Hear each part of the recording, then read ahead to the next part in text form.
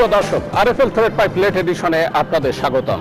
সঙ্গে আছি আমি মাহমুদ আল ফয়সাল। আজকের আলোচ্য বিষয় চলমান ঘটনা প্রবাহ। দর্শক, আজকের বিষয়ে আপনার কোনো প্রশ্ন বা মতামত থাকলে এসএমএস করুন এলি লিখে স্পেস আপনার নাম ও মতামত লিখে পাঠিয়ে দিন 16361 নম্বরে। আমি আবার বলছি 16361 নম্বরে, যে কোনো মোবাইল থেকে। আমরা আগেই বলেছি আলোচনা জুড়ে থাকবে চলমান ঘটনা প্রবাহ এবং সেখানে যথারীতি রয়েছে গুলশান ডিএনসিসি মার্কেটে আগুনের ঘটনা, রাজধানীতে দুর্বিসহ যানজটের পাশাপাশি রাজনীতির যে আলোচিত ইস্যু দুর্বৃত্তের গুলিতে সাংসদ লিটনের মৃত্যু এবং নির্বাচন কমিশন গঠনের জন্য মহামান্য রাষ্ট্রপতির উদ্যোগের বিষয় নিয়ে। এসব বিষয় নিয়ে আলোচনা করবার জন্য আজ যথারীতি আমাদের সঙ্গে রয়েছেন তিনজন অতিথি। রয়েছেন বিএনপির vice chairman barrister M Haider Ali, রয়েছেন জাতীয় পার্টির চেয়ারম্যানের রাজনৈতিক উপদেষ্টা ব্যারিস্টার দিলারা খন্দকার এবং আওয়ামী লীগ নেতা ও রাজনৈতিক বিশ্লেষক মোহাম্মদ শাহেদ। আপনাদের তিনজনকে আজকে আমাদের এই আলোচনায় স্বাগত জানাচ্ছি। Barrister Haider Ali vice chairman নয়, তিনি হচ্ছেন বিএনপি চেয়ারপারসনের উপদেষ্টা। জি, আমরা আলোচনা শুরু করতে চাই। যে কথা দিয়ে শুরু করেছিলাম সেটি হচ্ছে যে সময়ের সবচেয়ে আলোচিত এখন বিষয় গুলশান মার্কেটে, গুলশান 1 নম্বর যে মার্কেটটি রয়েছে ঢাকা উত্তর সিটি কর্পোরেশনের আওতাধীন, সেই মার্কেটে আগুন এবং এই আগুন যেন নিভছেই না। ব্যারিস্টার হায়দার আলী, আপনাকে দিয়ে আলোচনা শুরু করি। এই আগুনের রহস্যটা কি? মানে কেন নিভতেছে না, বা কেন হঠাৎ করে সেখানে সেই আগুন? কেন আমাদের মেয়র সাহেব বললেন ঢাকা উত্তরের যে এর মধ্যে কোনো ষড়যন্ত্র চক্রান্ত বা অন্য কোনো নাশকতা তিনি আশঙ্কা দেখছেন না? আপনার কি মনে হয় পুরো বিষয়টি? ধন্যবাদ আপনাকে। ডিএনসিসি মার্কেটে যে আগুন ধরেছিল 16 ঘন্টা পরেও সেটাকে নিবানো সম্ভবপর হয়নি, অথচ ঢাকার প্রাণকেন্দ্রে এই গুলশান ডিএনসিসি মার্কেট এবং প্রায় 300-400 দোকান ভস্মীভূত হয়ে গেছে, কাঁচা বাজার ধ্বংস হয়ে গেছে। এত দীর্ঘক্ষণ এখনো কিছু কিছু ধোঁয়া এখনো দেখা যাচ্ছে। এটা যে আগুন নির্বাপন করে এত বিলম্ব হলো সেটা রহস্যজনক। এক, ওখানে ব্যবসায়ীরা আজকে পত্রপত্রিকা আসছে, তারা বলেছে এটা সম্পূর্ণ সন্ত্রাসের কাজ এবং এটা পিছনে ষড়যন্ত্র চক্রান্ত রয়ে গেছে। এটা তাদের ব্যবসায়ীদের অভিমত। আর ঢাকা উত্তর মহানগরের মেয়র সাহেব বলছেন যে এটা নিছক দুর্ঘটনা। ওনার বক্তব্য এত হালকা হয়েছে, তদন্ত না করে এই বিশাল ঘটনাটাকে হঠাৎ করে তিনি এইভাবে কথা বললেন, যে কথা সকলের নিকট প্রশ্ন উঠছে, তাহলে কি আসলেই ষড়যন্ত্র? এখানে ধরেন যেভাবে আগুন লেগেছে বিভিন্ন তলা, এটা একদিক থেকে যদি আগুন এটা ধরতো, উনি শর্ট সার্কিটের কথাও বলছেন, তাহলে সেটা আস্তে আস্তে সব জায়গা ছড়ায় পড়তো, কিন্তু বিভিন্ন যে আগুনটা ধরেছে এটা অ্যাক্ট অফ হিউম্যান বিংস। মনে হয় যেটা মানুষ বিভিন্নভাবে এটা ষড়যন্ত্রমূলক কাজটা করেছে। তবে এই কথা আমি শক্তভাবে বলতে পারি না, আমি অনুমান করতে পারি, যেহেতু বিষয়টি এখনো তদন্তের দিন এবং সরকারের বিভিন্ন এজেন্সি রয়ে গেছে, গোয়েন্দা বিভাগ রয়ে গেছে, সিআইডি রয়েছে, ডিএসবি মানে স্পেশাল ব্রাঞ্চ রয়ে গেছে, তারা এগুলো দেখুক কেন এইভাবে ভয়াবহ অগ্নিকাণ্ড এই আধুনিক যুগে এখানে হলো এবং সাথে সাথে এটা নিবানোর কোনো বন্দোবস্ত সেখানে করা সম্ভবপর হয়নি।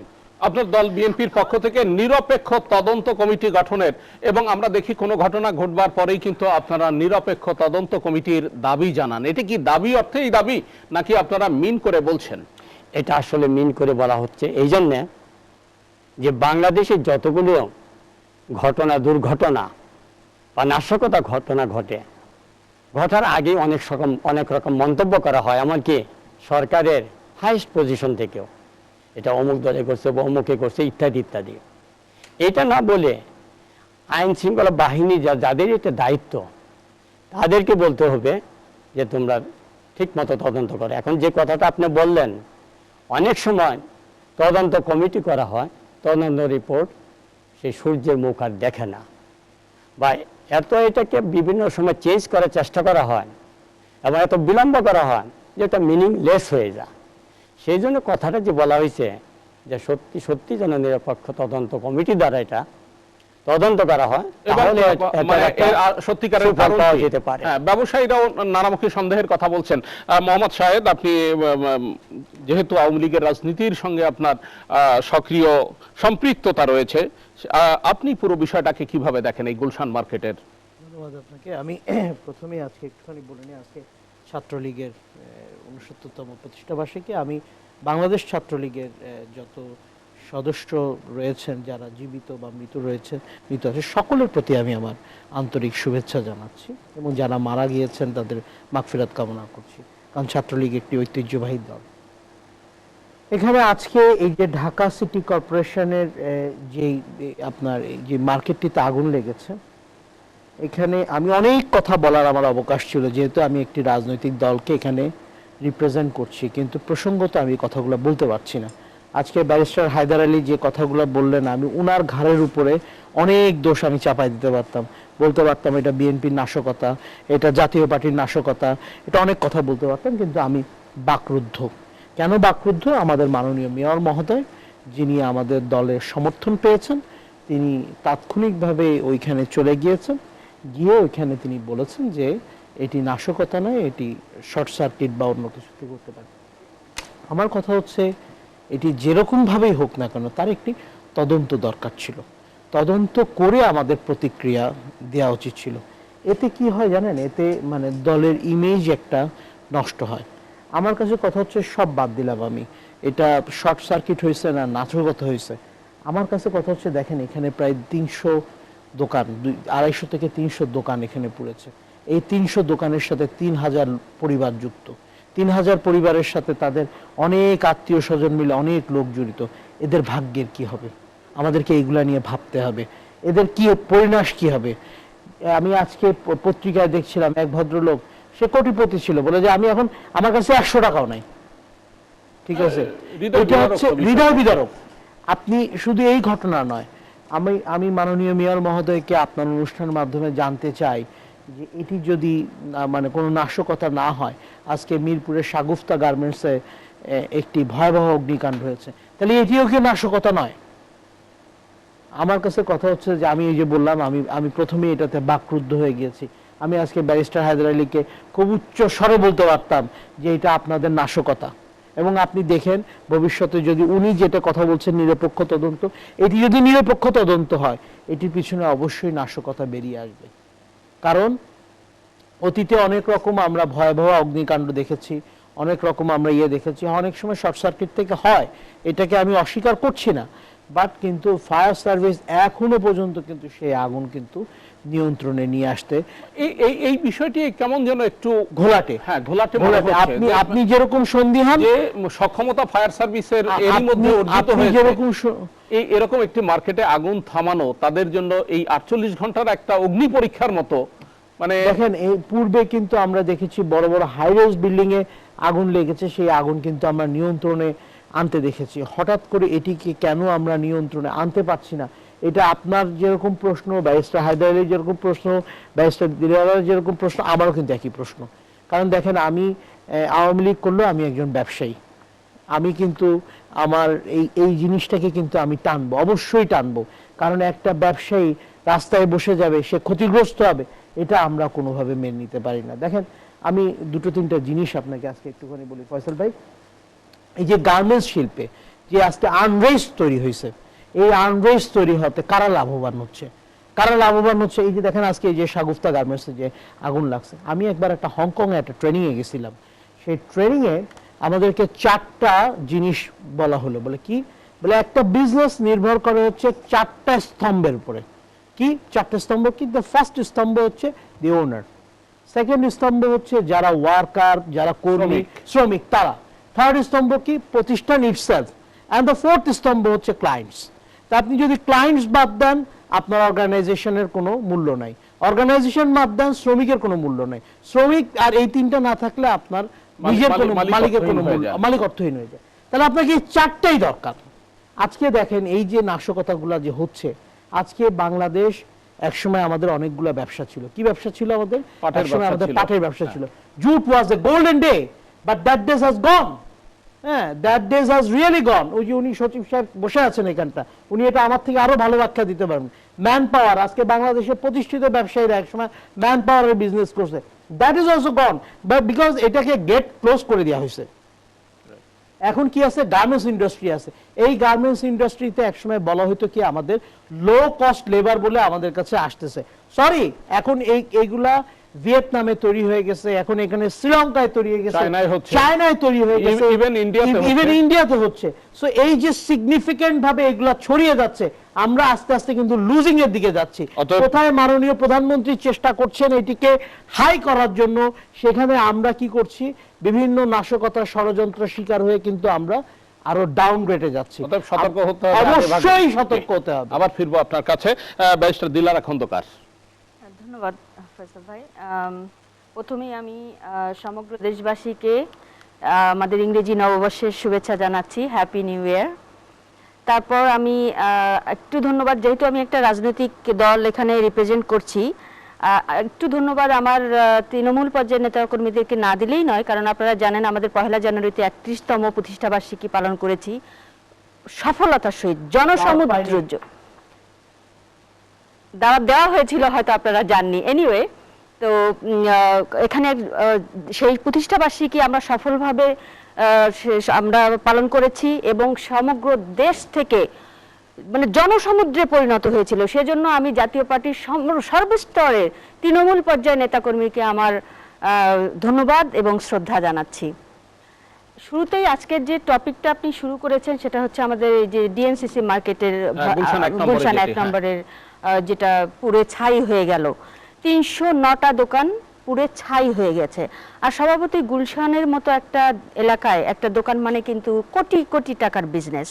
এবং এই শুধু 309টা দোকান না, এই 309টা দোকানে 309 জন মালিক, তার সঙ্গে তার ফ্যামিলি মেম্বারসরা, এই মিলিয়ে কিন্তু একটা হিউজ লস। কাজ করেছে তাদের যে শ্রমিক কর্মচারী, তাদের আবার সেই কর্মচারী, তাদের আবার ফ্যামিলি, এখানে মানে একটা হিউজ ইনভেস্টমেন্ট জড়িত।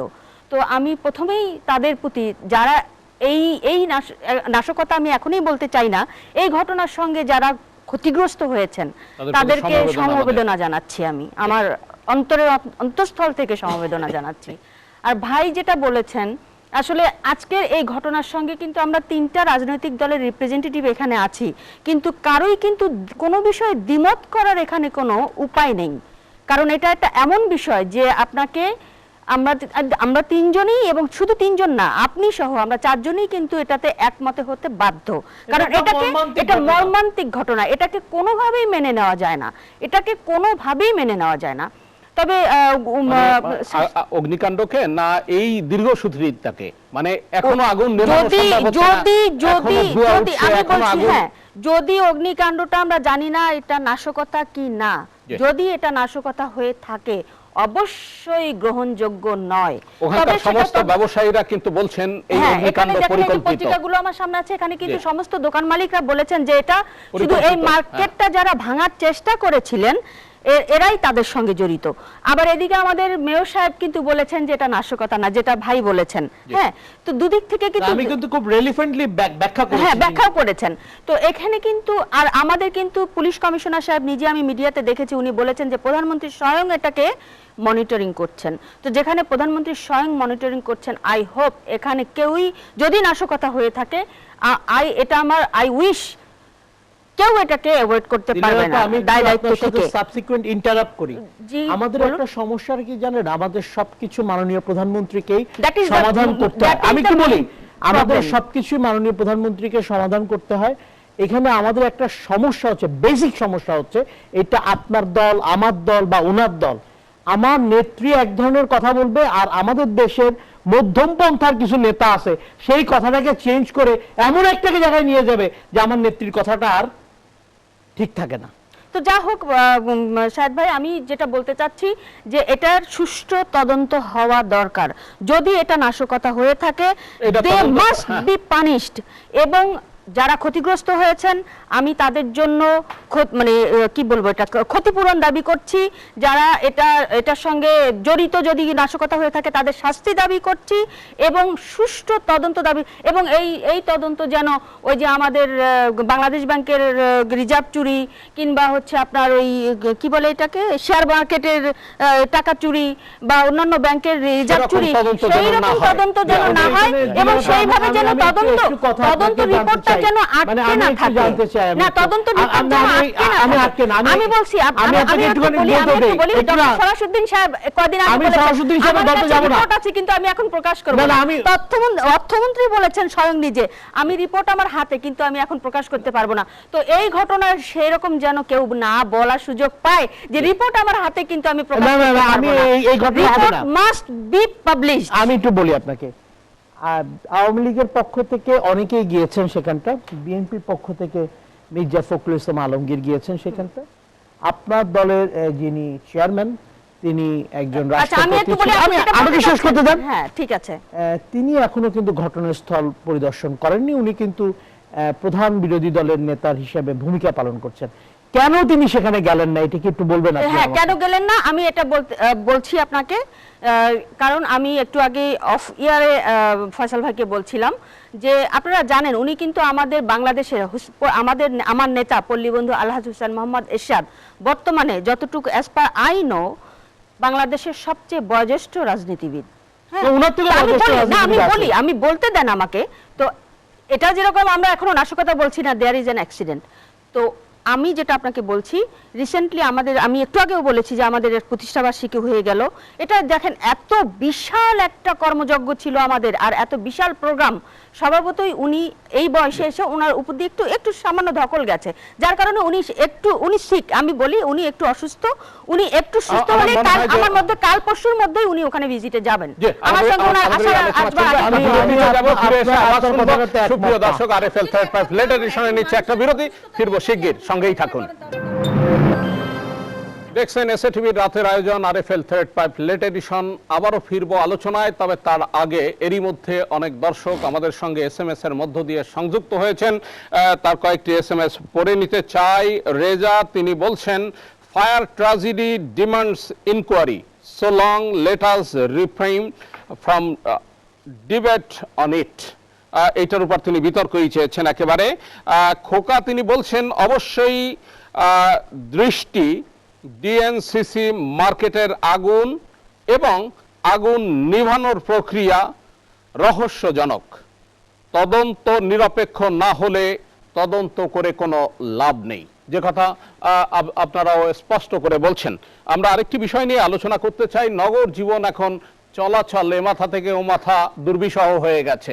আমাদের গল্প শুনতে হয়, এক লোক বলেছিলেন যে তার কোনো কাজ নেই, তো তাকে একটি কাজ দেয়া হলো। কাজটি হচ্ছে যে আপনি উত্তরাতে থাকেন, সেই উত্তরা থেকে আপনি চলে আসবেন, এসে কাউন্টারে বাসের একটা টিকিট কাটবেন, আপনি মতিঝিল যাবেন, আবার মতিঝিল থেকে নেমেই আপনি উল্টো পারে গিয়ে সেখানে আরেকটি টিকিট কাটবেন এবং বাসে উঠে উত্তরা চলে আসবেন।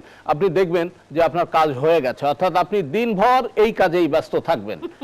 সুতরাং নগর জীবনের এই দুর্বিষহ অবস্থা নিয়ে ব্যারিস্টার হায়দার আলী আপনার কাছ থেকে শুনবো। আপনি এক সময় মানে সচিব তো ছিলেনই, তার আগে আপনি ঢাকার জেলা প্রশাসকও ছিলেন। জি, ঢাকা হলো বাংলাদেশের রাজধানী। একসময় এটাকে বলা হইতো সিটি অফ মস্ক, এখন এটা হচ্ছে সিটি অফ শপস। তবে সুন্দর দোকান, ব্যবসা প্রতিষ্ঠান ইত্যাদি যেটাই হোক না কেন, লোক সংখ্যা অনেক বেড়ে গিয়েছে। আর একটু যদি আমরা আগাই, এক সময় এটাকে নিয়ে স্বপ্ন দেখা হতো তিলোত্তমা, আর এখন দুর্বিষহ। Right right. এই ঢাকা নগরী বাংলাদেশ সৃষ্টি হওয়ার পর থেকে এই ঢাকা নগরীকে সুন্দর করার জন্য, ডেভেলপমেন্ট করার জন্য প্রথম উদ্যোগ নেয় শহীদ প্রেসিডেন্ট জিয়াউর রহমান। পরবর্তীকালে প্রেসিডেন্ট এরশাদ নিয়েছিল। ধন্যবাদ আপনাকে। আমরা তারপরে চেয়ারপারসন বেগম খালেদা জিয়া নিয়েছিল। এখানে যানজট আজকে যে উপক্রম হয়েছে, যে জীবন দুর্বিষহ হয়ে গেছে। না, আমাদের বর্তমান মাননীয় প্রধানমন্ত্রীও চেষ্টা করছে, কিন্তু যে কোনো কারণবশত ওনার সাথে যারা মানে এটা মেশিনারিজগুলো আছে মেকানিজম, সেগুলো হয় তারা কোঅপারেট করছে না, অথবা বিভিন্ন কারণে এটা তার স্বপ্ন থেকে থাকলে ওটা সম্ভবপর হচ্ছে না। আমি বলি না যে ওনার স্বপ্ন নেই, অবশ্যই আছে। এখন যেটা হইলো যে এটা হলো ইতিহাস, আমি যে কথাটা বলছি। এখন বিশাল নগরী, এটা মেগা সিটি বলা যেতে পারে। এখানকার এই যে যানজট যে আকার ধারণ করছে, যেখানে 10 মিনিটের রাস্তা সেখানে কোনো সময় 2 ঘন্টা লাগে, আধা ঘন্টা রাস্তা সেখানে 2 ঘন্টা 3 ঘন্টা লেগে যায়। আজকে অবশ্য অন্য কারণ, একজন সাবেক জাস্টিস তিনি বললেন আমি 3 ঘন্টা আমি স্ট্যান্ডার্ড ছিলাম, আসতে পারি না, সামনে না পিছনে না। এবং এরকম কথা অনেকের মুখে শুনতে হলো আমাকে। আমিও আজকে 3 ঘন্টা জ্যামে আটকে ছিলাম। আমি নিজে হয়েছে, আমার নিজের কথা বলবেন? আমি বলতেছি প্লিজ। কেন ছিলেন? না লেট মি ফিনিশড। এটা আমি আজকের কথা শুধু বলতেছি না, অন্যান্য দিনের কথা। আজকে কেন ছিলেন? আজকে এখানে ছাত্রলীগের মানে জন্মবার্ষিকী, সেটার জন্য সমস্ত রাস্তা, ওখানে গ্যাদারিং এর সমস্ত রাস্তাগুলো একদম যান্ত্রিক। কিন্তু এখানে আরো কথা আসছে, সেটা হলো যে অনেক সুদীজনের মন্তব্য যে এই যাতে গ্যাদারিংটা যেদিন শুক্র অথবা শনিবার হলে ভালো হয়, তা নাহলে অফিস আদালত সবকিছু করতে, ব্যবসা প্রতিষ্ঠান ইত্যাদি দেয়। আমি যে কথা বলছি যে এই মেগা সিটিকে যানজট থেকে মুক্ত করতে হলে মাস্টার প্ল্যানের দরকার, এবং সেখানে দুর্নীতিমুক্ত সকল ব্যবস্থা থাকতে হবে। এবং সেখানে তাহলে অবশ্যই এর চেয়ে বড় সিটি পৃথিবীতে অনেক রয়ে গেছে, কিন্তু সেখানে এই অবস্থা সৃষ্টি হচ্ছে না। এখানে যে অবস্থা সেটা হলো ভয়াবহ, beyond imagination of human beings. এটাকে করতে হলে মাস্টার প্ল্যান লাগবে, এবং এই যে আপনার এক ফ্লাইওভার হবে, কিছুদিন পরে পরে ওটাকে আবার দাম বাড়ানো হবে, মানে পুনর্মূল্যায়ন। এবং এটা না, আপনি প্রথমেই করেন, যদি করেন 100 কোটি টাকা, 100 কোটি মধ্যে সীমাবদ্ধ করে দেন, এটাকে 500 কোটি করার কোনো মানে হয় না, সময় দীর্ঘায়িত করা উচিত না। কারণ আমাদের সমস্যাটা অ্যাকিউট সমস্যা, সেই সমস্যা দ্রুত গতিতে সমাধান করতে হবে। এবং সেটার যদি যে কোনো গভর্নমেন্ট, আমি কিন্তু বর্তমান গভর্নমেন্টের কথা বলছি না, যে কোনো গভর্নমেন্ট করতে হলে মাস্টার প্ল্যানিং লাগবে, ফাইন্যান্স লাগবে, ডেভেলপমেন্ট, এবং সেখানে দুর্নীতিমুক্ত সেখানে কর্মকর্তাগুলো সেখানে এনগেজ করতে হবে। সেখানে চাঁদাবাজি, ঠিকাদারবাজি, কন্ট্রাক্টবাজি এগুলো চলবে না। দিলারা খন্দকার, আপনার অপিনিয়ন দুর্নীতিমুক্ত যে কথাটি তিনি বললেন। না, আরো কথা আছে এখানে, আপনার পুলিশ বাহিনী, র্যাব এবং প্রয়োজনীয় সশস্ত্র বাহিনী, তাদেরকে ঢাকা সিটি মানে আপনার যানজট নিরসন তাকে মোতায়েন করতে হবে। আমি আগে প্রথমত আমি ধন্যবাদ জানাচ্ছি, কারণ ঢাকা শহরের যে উন্নতি এবং যানজট নিরসনের যে উদ্যোগ, এক্ষেত্রে উনি আমার মাননীয় চেয়ারম্যানের উদ্যোগকে এপ্রিশিয়েট করেছেন, এজন্য আমি স্যারকে ধন্যবাদ জানাচ্ছি। দ্বিতীয়ত যে যানজট, আজকে আমি 3 ঘন্টা জ্যামে ছিলাম, not only today, each and every day.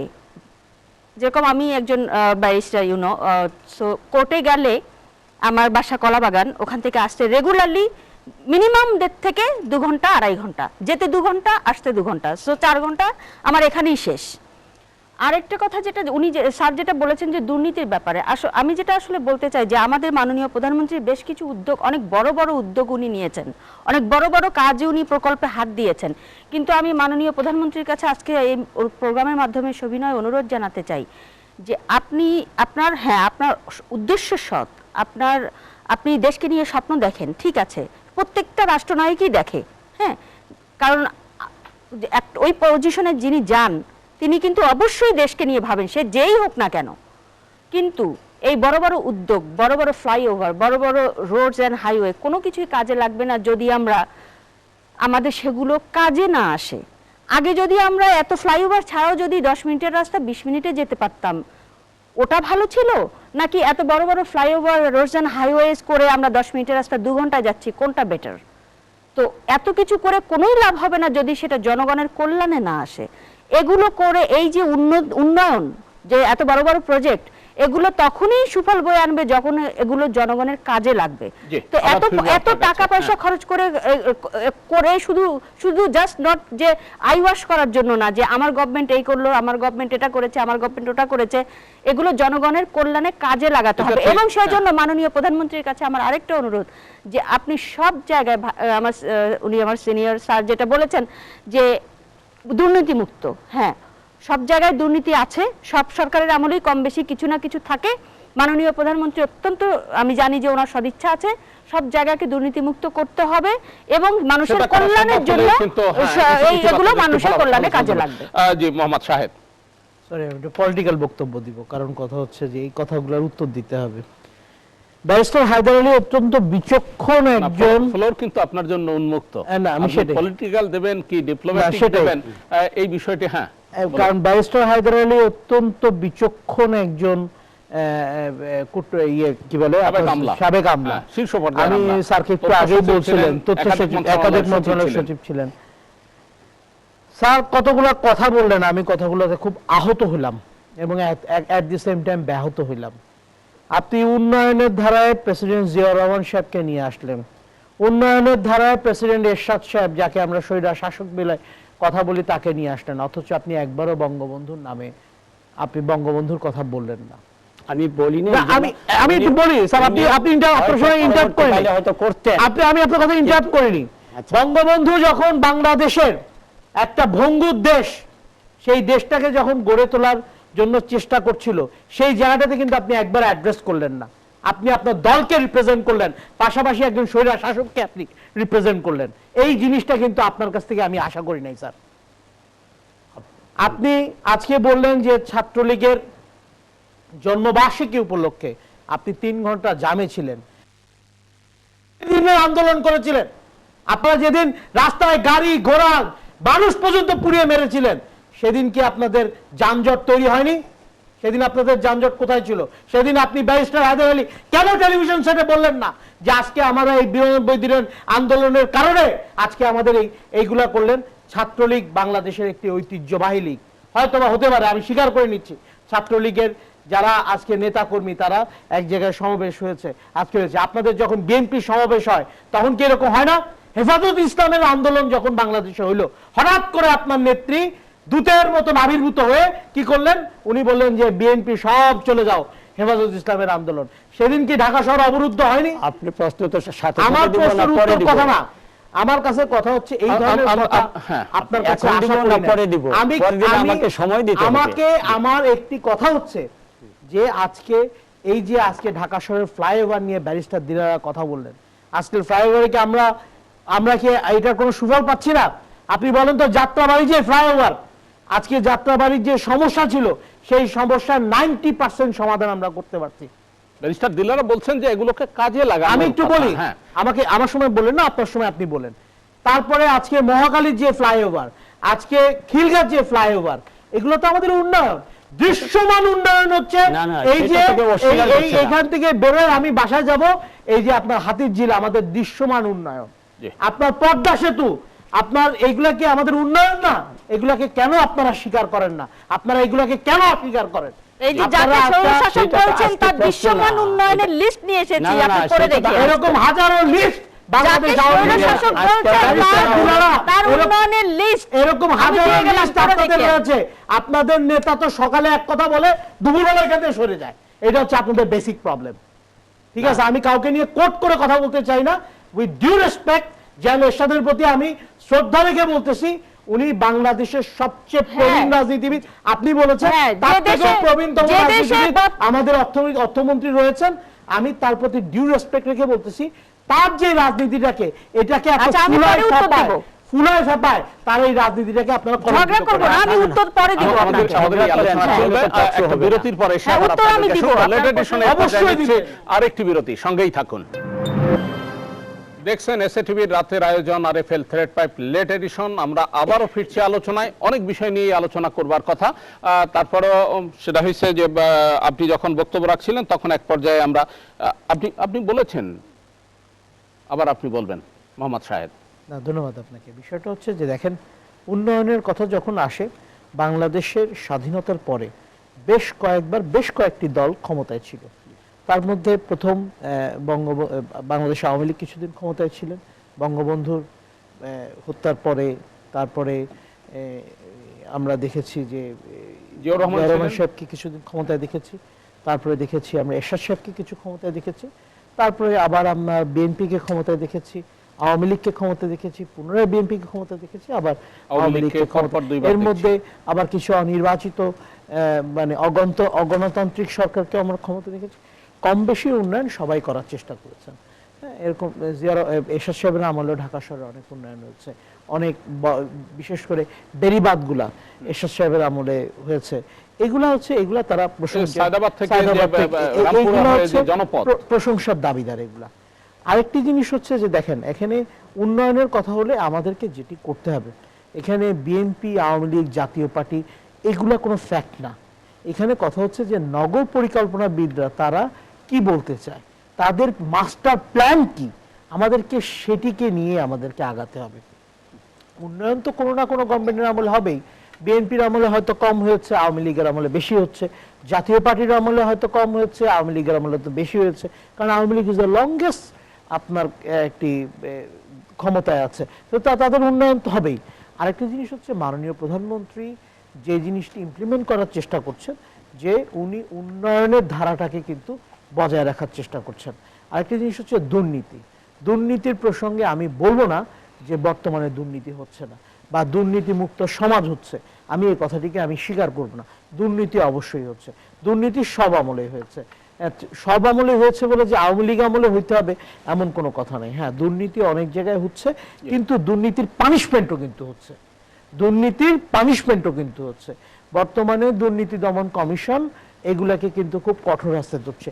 শুধু দুর্নীতি দমন কমিশন নয়, আজকে দেখেন আপনাকে আমি একটুখানি বলি না, কিন্তু আমরা শুনি যে ছোট ওই পুঁটি টুটি ধরা হচ্ছে, কিন্তু বোয়ালদের ধরা হচ্ছে না। দুর্নীতি দমন কমিশন কাজ করছে। এটা তো আপনি ওই যে জেনারেল মতিনের কথা বললেন, উপদেষ্টা ছিলেন আমাদের, উনি বলতেন যে আমরা পুঁটি মাছের ব্যবসা করব না, আমরা বোয়াল মাছের ব্যবসা করব।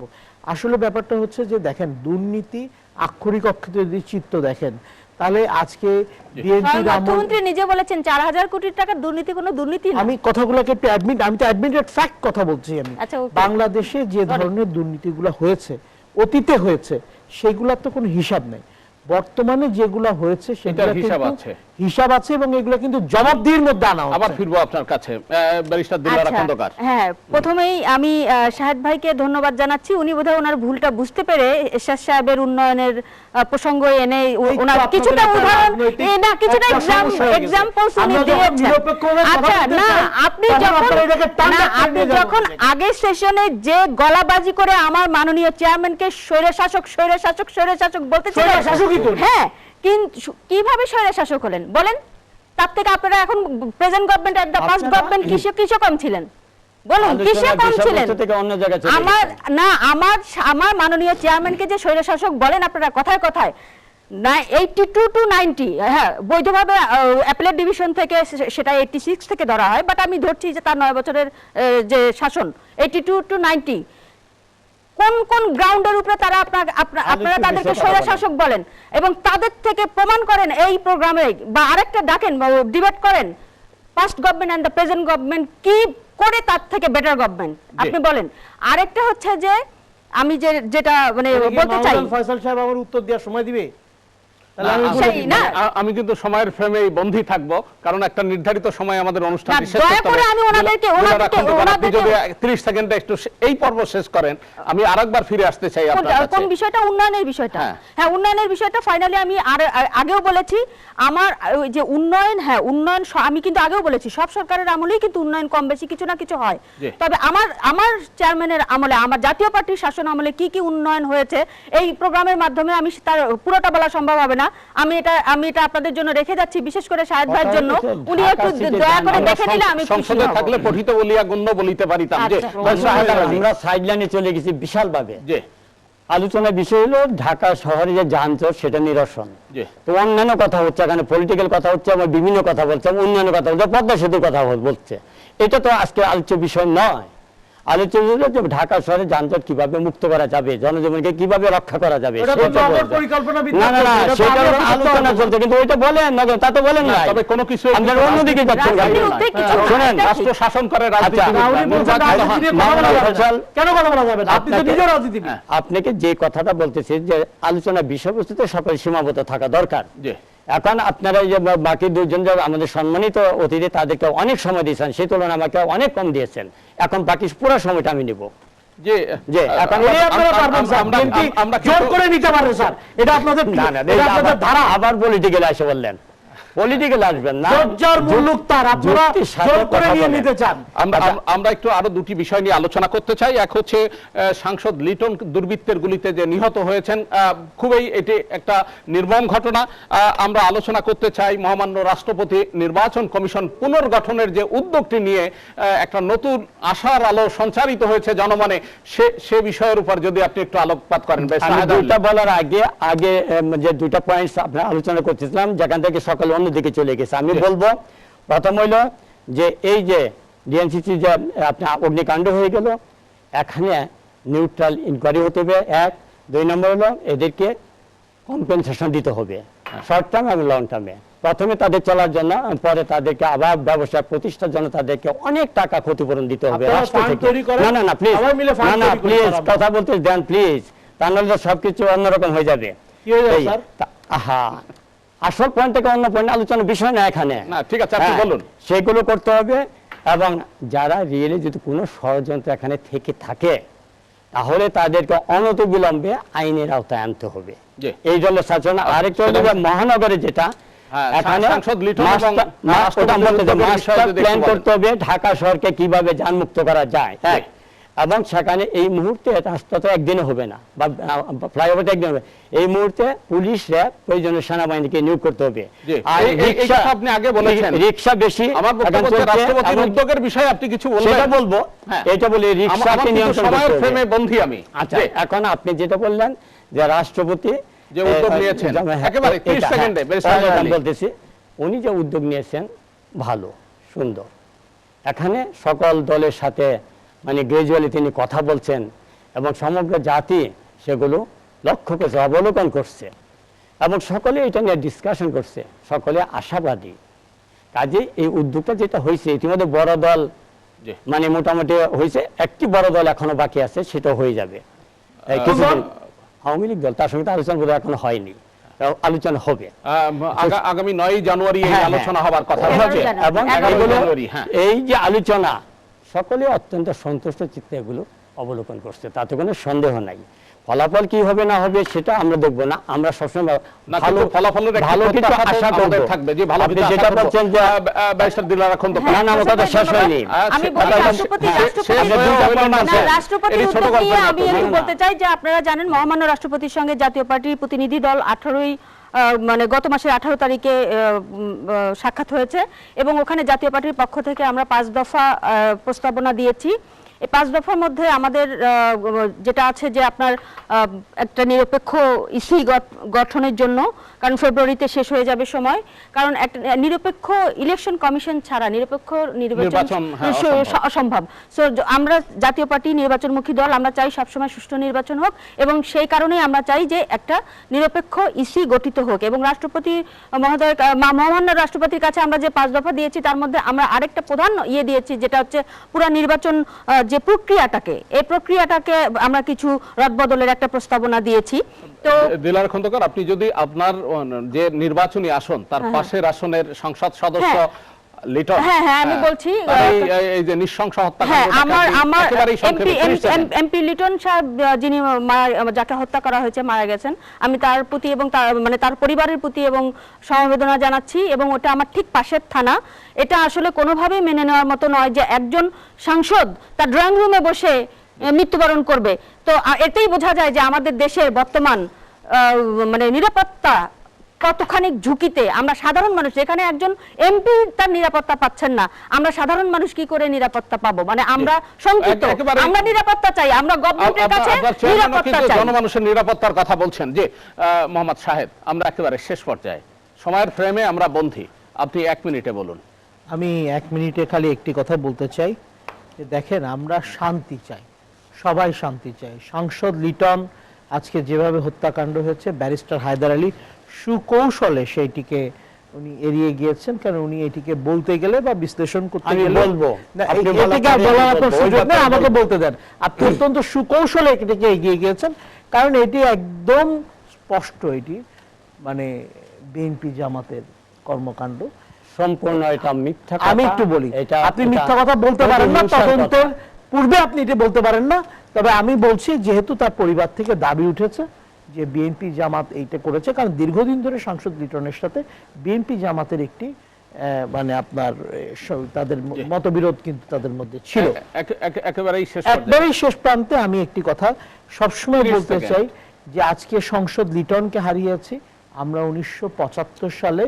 আমরা কিন্তু বঙ্গবন্ধু, যিনি উনি সংসদকে নিয়ে মানে সংশয় প্রকাশ করছেন, আমরা কিন্তু 1975 সালে যে লোকটি জন্ম না হলে বাংলাদেশ নামক স্বাধীন ভূখণ্ডটিকে আমরা পেতাম। আপনি যদি রাষ্ট্রপতি, আমি সেই কথাই বলছি, তাকে আমরা হারিয়েছি। আর রাষ্ট্রপতি উদ্যোগের কথা বলছেন, রাষ্ট্রপতি যে উদ্যোগটি নিয়েছে এটি তো বিএনপির একটি বড় জয় হয়েছে।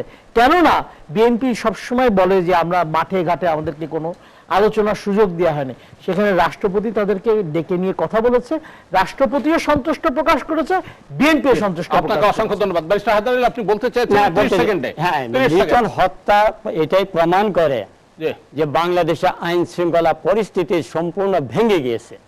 ইতিপূর্বে আরো বহু ঘটনা, তো সময় নাই সেগুলো আমি তুলে ধরতে পারতাম, কিন্তু সময় নাই। এখন সকলেই যদি জানমাল নিরাপত্তাহীন এই মুহূর্তে, আমার মনে হয় যে বাংলাদেশে আইন শৃঙ্খলা পরিস্থিতি এটাকে দ্রুত গতিতে রেস্টোর করতে হবে। জি, আপনাদের তিনজনকে অসংখ্য ধন্যবাদ। সুপ্রিয় দর্শক, আমরা অনুষ্ঠানের একবারে শেষ পর্যায়ে, অনেক দর্শক আমাদের SMS এর মধ্য দিয়ে সংযুক্ত হয়েছিলেন। আমি একটু নামগুলো পড়ে নিতে চাই। সালেহিন সাজ্জাদ, নজরুল, আবার সাজ্জাদ, শওকত, এবং কক্সবাজার থেকে যিনি পাঠিয়েছেন তার ভাষাটি এখানে স্পষ্ট নয়, এবং পলাশবাড়ি থেকে সাজ্জাদ। আপনাদের প্রশ্ন এবং আপনাদের মন্তব্যগুলো পড়তে পারিনি বলে আমরা আন্তরিকভাবে দুঃখিত। তবে আপনারা সংযুক্ত থাকবেন আমাদের সঙ্গে, আপনাদের এই সক্রিয় অংশগ্রহণের মধ্য দিয়ে আমাদের আয়োজন সমৃদ্ধ হবে। শেষ করার আগে বলতে চাই, গুলশান ডিএনসিসি মার্কেটের যে আগুন সেটি নিভলেও এখানকার যে ব্যবসায়ীরা তাদের মনের আগুন জ্বলছে, এই আগুন নিভাতে হবে। আর নগরীর দুর্বিষহ যানজটের বিষয়ে কার্যকর উদ্যোগ নিতে হবে। যানজট কমানোর নামে যানজট বাড়ানোর পদক্ষেপ আমরা চাই না। সাংসদ লিটনকে হত্যার সঙ্গে যারাই জড়িত তাদের খুঁজে বের করে শাস্তির আওতায় আনার ব্যবস্থা হবে। আর রাষ্ট্রপতির যে উদ্যোগ এবং নতুন নির্বাচন কমিশন যেটি গঠিত হতে যাচ্ছে, এর মধ্য দিয়ে নির্বাচন নিয়ে জনমনে যে সংশয় থাকে সেটি দূর হবে। নির্বাচনের পর কেউ যেন সেই নির্বাচন নিয়ে প্রশ্ন না তোলে, এমন সংস্কৃতি গড়ে তুলতে হবে। সেই প্রত্যাশায় শেষ করছি লেট এডিশন। দর্শক, জানিয়ে রাখি, লেট এডিশন পুনঃপ্রচার হয় সকাল 9টায়। আজ এ পর্যন্তই। সবাই ভালো থাকুন, সুস্থ থাকুন, এসএ টিভির সঙ্গেই থাকুন।